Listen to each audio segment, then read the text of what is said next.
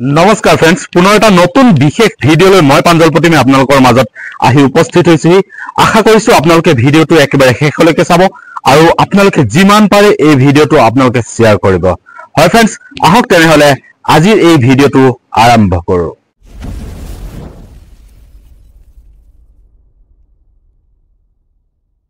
এগৰাকী দুৰ্ভগীয়া পত্নীয়ে চিঞৰি কান্দিছে হয় फ्रेंड्स আজিৰ পৰা 2 বছৰ আগত কৰ্মৰ সন্ধানত ওলাই আহিছিল অসমৰ এখন গাঁৱৰ পৰা সুদূৰ কেৰালালৈ আৰু তাত গৈ অতি সুন্দৰভাৱে তেওঁ নিজৰ পত্নী আৰু নিজৰ দুই কন্যা সন্তানৰ সৈতে খুব সুন্দৰকৈ তেওঁলোকে কৰ্মত যোগদান কৰিছিল আৰু তাৰ পিছতে তেওঁলোকে বহিৰাজ্যত খুব সুন্দৰকৈ তেওঁলোকে জীৱন নিৰ্বাহ কৰিছিল তাৰ পিছতে ঘটিছিল এক অঘটন হয় फ्रेंड्स এই কথাটো কোৱাৰ আগত আপোনালোকক মই সেই ভিডিওটো প্ৰথমতে দেখুৱাই ল'ব বিচাৰিছো আমাৰ অসমবাসী ৰাইজসকলক অনুৰোধ কৰিছো হাতজোৰ কৰিছো মই আজি বহুত বিপদত পৰি আছো মই মানুহজনৰ লগত কেৰালালৈ আহিছিলো দুটাকে পোৱালি লৈ পেলাই আজি 2 বছৰ হ'ল কেৰালাতে ভালে চলি আছিলো পিছত মানুহজনে বেলেগ এজনী লৈ পেলাই পলাই গুচি গ'ল আমাক দুইটা পোৱালিকে থৈ পেলাই এতিয়া পোৱালিকেইটা লৈ পেলাই মই কলৈ যাওঁ কি কওঁ একো বুজি নাপাওঁ বাজি নাপাওঁ এনেকুৱা জেগাত আছো এটা আমাৰ অসমৰ মানুহ এটা পাবলৈও নাই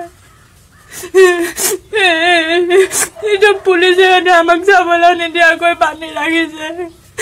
কি আহি যেতিয়ালৈকে থানাত হাজিৰ নহয় তেতিয়ালৈকে আমি যাবলৈ নোৱাৰো পিনে কোম্পানী পৰা খেদি দিছে আমাক থাকিবলৈ ৰুম এটা নাই ক'ত থাকিম কি কৰিম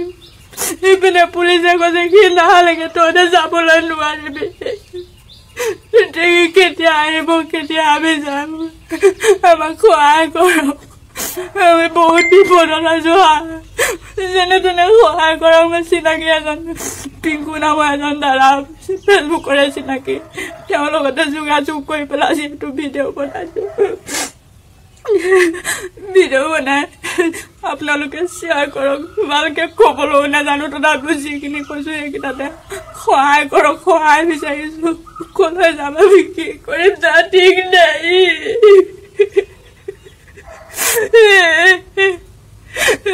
কলৈ যাম কি কৰিম দুইটা পোৱালি লৈ পেলাই সৰু সৰু দুটা পোৱালি থৈ গৈছে যিয়ে নকওঁ খালি আহি যেনে তেনে আমাক অসম পোৱাই দিয়ক फ्रेंड्स আপোনালোকে নিশ্চয় গম পাইছে এতিয়া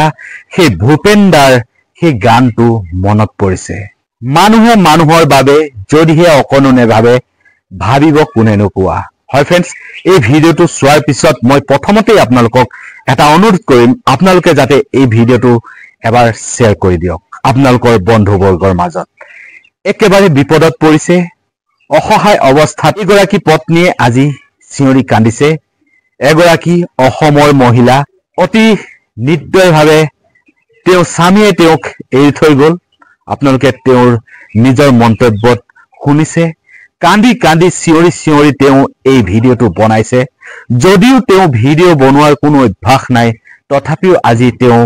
উপায়হীন হৈ এই ভিডিওটো বনাই অনুৰোধ জনাইছে সো फ्रेंड्स আশা কৰিছো এই গৰাকী মহিলাক আপোনালোকে যদি কোনোবাই চিনি পায় তেনেহলে তেওঁ যিটো নম্বৰ ইতিমধ্যে স্ক্ৰিনত দিছে সেই নম্বৰটিত আপোনালোকে যোগাযোগ কৰক আৰু যদিও আপোনালোকে চিনি নাপায় তেনেহলে আপোনালোকে এই ভিডিওটো যিমান পাৰে শ্বেয়াৰ কৰি দিয়ক যাতে তেওঁক চিনি পোৱা কোনো ব্যক্তিয়ে যাতে এই খবৰটো পায় আৰু তেওঁৰ লগত যোগাযোগ কৰি সেই দুৰ্ভগীয়া যিগৰাকী পত্নীয়ে আজি কান্দিব লগা হৈছে নিজৰ অসমখনলৈ আহিবলৈ তেওঁ অপাৰগ হৈ পৰিছে তেওঁক যাতে সহায় কৰি সেই অসমলৈ ঘূৰাই লৈ আহে সো फ्रेंड्स কিমান আচলতে এইজন স্বামী নিৰ্দয় হ'ব লাগিব এই পত্নী গৰাকীক আৰু তেওঁৰ দুই কন্যা সন্তানক লৈ এসময়ত সেই বহিৰাজ্যলৈ তেওঁ নিজেই গৈছিল কিন্তু অৱশেষত কোনো অবৈধ প্ৰেমৰ বলি হৈ এতিয়া বৰ্তমান সেইজন স্বামীয়ে সেই গৰাকী মহিলাক লগত লৈ এই মহিলা গৰাকী যিগৰাকী তেওঁৰ আগৰ পত্নী তেওঁক এৰি অন্য ঠাইলৈ গুচি গ'ল এতিয়া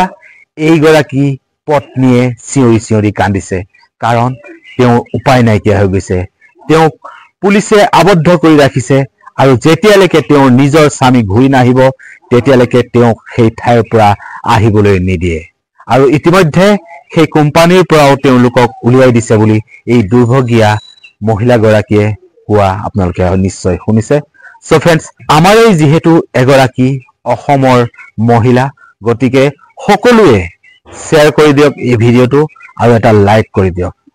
সো ফ্ৰেন্ডছ আশা কৰিম আপোনালোকৰ এটা শ্বেয়াৰে যাতে সেই গৰাকী মহিলাক সেই ঠাইৰ পৰা অসমলৈ ঘূৰাই অনাত সহায় হওক তাৰে কামনা কৰিম ফ্ৰেন্ডছ নতুন এটা ভিডিঅ লৈ মই প্ৰাঞ্জল প্ৰতিমে পুনৰ আপোনালোকৰ মাজত উপস্থিত হ'ম আশা কৰিছো আপোনালোকে ভিডিঅটো একেবাৰে শেষলৈকে চালে আৰু আপোনালোকে যদি প্ৰথমবাৰৰ কাৰণে মোৰ চেনেলত আহিছে তেনেহলে মোৰ চেনেলটো সাবস্ক্ৰাইব কৰিব আৰু ওচৰত থকা বেল আইকনটো প্ৰেছ কৰি দিবলৈ নাপাহৰিব আৰু ফেচবুক পেজত যদি চাই আছে তেনেহলে পেজখন ফলো কৰি দিব